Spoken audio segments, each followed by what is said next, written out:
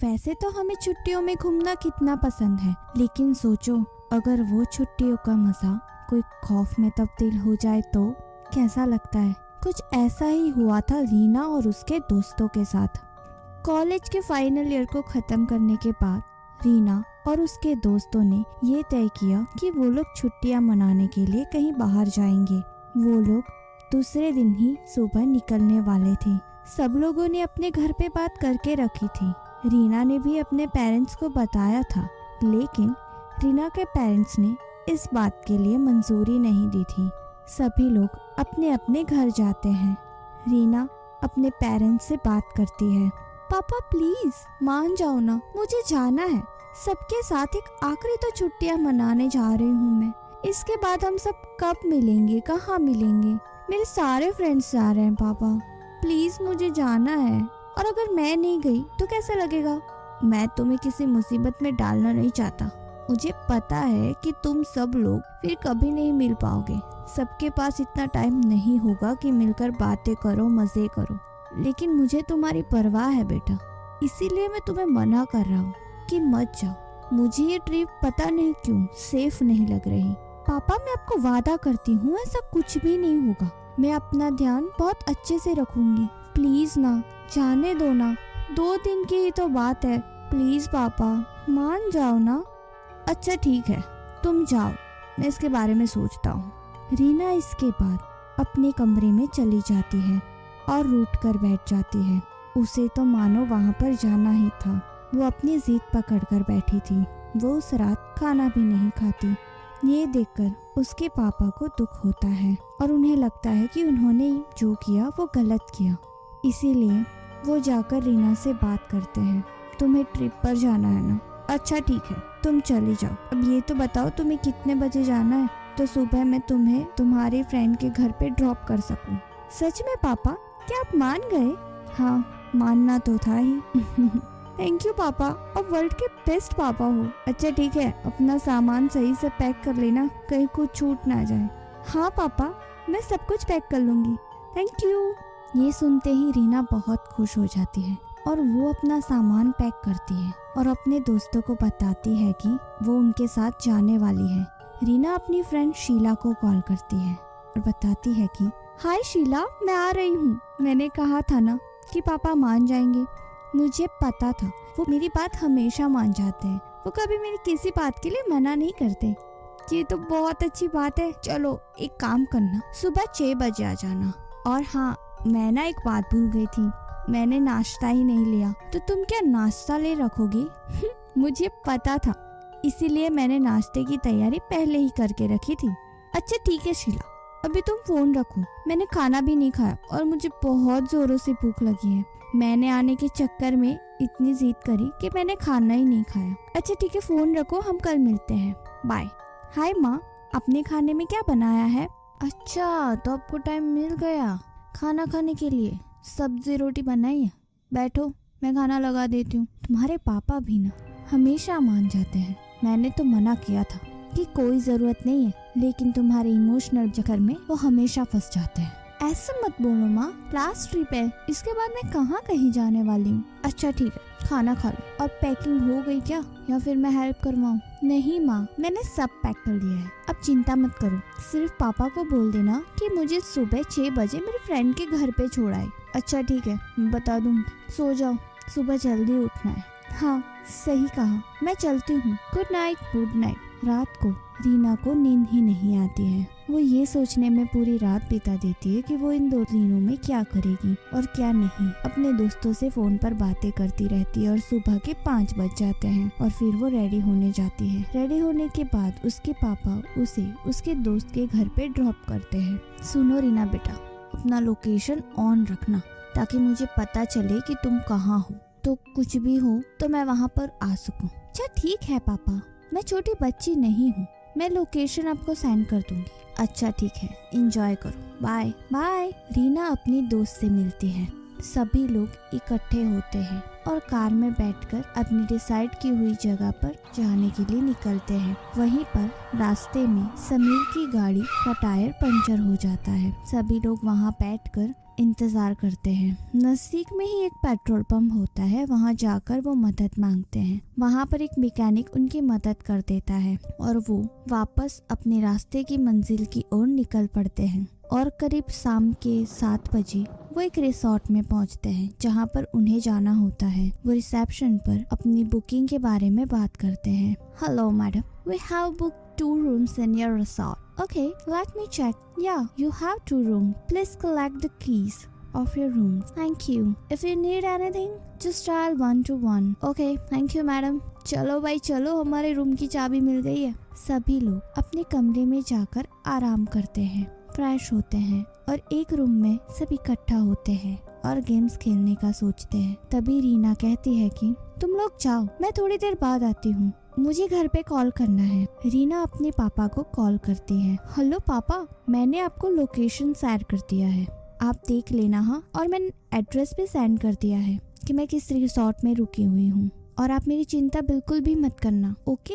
और सो जाना। अच्छा ठीक है बेटा, एंजॉय करो और अपना ध्यान रखना। हाँ बाय। हाँ पापा ठीक है, बाय। और रीना अपना फोन रखती है। वो फ्रेश होने के लिए जाती है। जब वो अपना मुंह धो रही होती है तभी उसे मिरर में किसी की परछाई दिखती है। वो देखकर वो डर जाती है, लेकिन वो सोचती है कि शायद वो उसका भ्रम है। इन सारी चीजों के बारे में कुछ ज्यादा ही वो सोच रही है। उसके बाद वो फ्रेश होकर अपने दोस्तों के साथ चली जाती है। वहाँ पर सब मस्ती करते हैं, गेम्स खेलते हैं, बातें करते हैं। रात के 12 बजते हैं, सब लोग सो जाते हैं, लेकिन रीना को नींद नहीं आ रही थी। वो जाग रही थी। वो अपने फोन में वीडियो देख रही थी। तभी उसे अचानक से दरवाजा खटखटाने की आवाज आती है।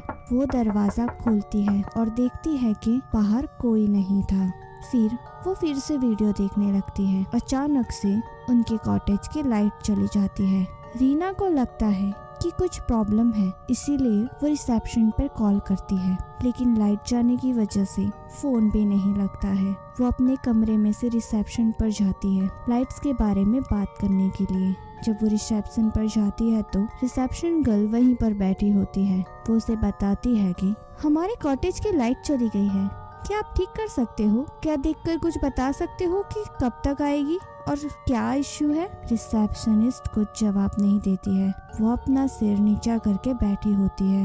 वो कुछ भी नहीं बोलती है। रीना फिर से पूछती है, क्या आप मुझे बता सकते हो कि लाइट्स कब तक आएंगी? मैं कुछ पूछ रही हूँ आपसे, आप जवाब तो दो। हेलो, मैं आपसे बात कर रही हूँ। इतनी ही देर में लाइट्स आ जाती है और वो रिसेप्शन से बात करनी होती है। तभी उसे पीछे से आवाज आती है, तुम यहाँ क्या कर रही हो? वो आवाज समीर की थी। तुम यहाँ क्या कर रहे हो? मुझे लगा तुम सो गए। हाँ, वो मैं पानी पीने के लिए उठा था, मगर तुम यहाँ क्या कर रही हो? लाइट चली गई थी ना, इसीलिए आई थी रिसेप्शनिस्ट से बात करने के लिए, लेकिन वो कुछ बोल ही नहीं रही है। इतना कहते ही रीना जैसे पीछे मुड़ती है तो वो देखती है कि रिसेप्शनिस्ट वहाँ पर नहीं होती है। रात के इस समय पर तुम्हें कौन सी रिसेप्शनिस्ट बैठी मिलेगी? बताओ मुझे। क्या बोल रही हो रीना तुम? चलो अब सो जाओ, कल सुबह जल्दी उठना है, हमें घूमने जाना है। अच्छा ठीक है, चलो। रीना ये बात इग्नोर करती है। वो अपने कमरे में चली जाती है, लेकिन फिर भी कहीं ना कहीं वो सोच रही थी कि ये सब क्या हो रहा है। शायद वो सोई नहीं है, इसीलिए उसे ऐसे भ्रम हो रहे हैं। वो जाकर सो जाती है। रात के 2 बजे फिर से कोई दरवाजा खटखटाता है। इस समय रीना ही नहीं बल्कि रूम में सभी लोग उठ जाते हैं। बाहर से जोर जोर से आवाजें आ रही थी, दरवाजा खटखटाने की, चलने की, और इतने में ही उनके कॉटेज की लाइट फिर से चली जाती है। सारी लड़कियां चिल्ला रही थी, सब डर रहे थे, यहाँ तक कि लड़के भी डर रहे थे। रीना का शक अब फाइनल हो चुका था। उसे लगा था कि यहाँ पर कुछ तो गड़बड़ है। वो सबसे कहती है, चलो हमें नहीं रुकना, हम किसी और जगह चले जाते हैं। सब लोग दरवाज़ा खोलने का प्रयास करते हैं, लेकिन वो दरवाज़ा खुलता ही नहीं है। इतनी ही देर में जोरों से आ रही आवाज़ें बंद हो जाती है।